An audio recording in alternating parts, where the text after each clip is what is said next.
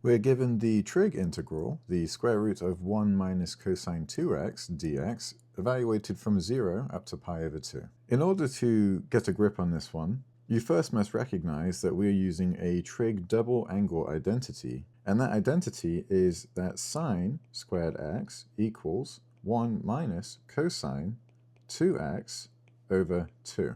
Typically in trig integrals, we would use this to take sine squared and transition it into a more integratable function, but in this case we're doing it the other way around. We're going from something that is difficult to integrate and we're going to convert it into a squared trig entity. Now you'll notice that my double angle entity here has a 1/2 and we don't have that here, so all that means is that what we're really working with is multiplying this over.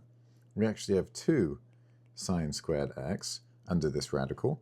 So we can go ahead and rewrite this now. We'll have the integral from 0 up to pi over 2 of the square root of 2 sine squared x dx. And now, of course, we'll take the square root of our integrand, and we'll have the integral from 0 up to pi over 2 of the square root of 2 times sine x dx. Now, the square root of 2 is a constant, so that can be flushed out to the front of the integral. So we can rewrite that over here as the square root of 2 times the integral from 0 up to pi over 2 of sine x dx. And now we can go ahead and integrate.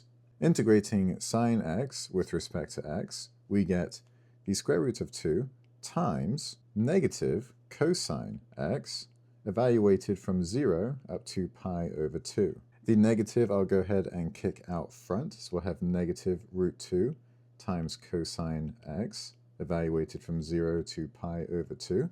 And of course, starting off with pi over 2, what we have is negative root 2 times cosine at pi over 2 is 0, because that is straight up on the unit circle where the x value is 0. So we'll have 0 minus cosine at 0 on the unit circle, the x value is 1. So we'll have 0 minus 1, which means that in reality we have negative root 2 times negative 1, which means our result equals positive root 2. And this is the solution to our integral. If you have any questions, leave them in the comments below. Otherwise, I hope that you found this helpful.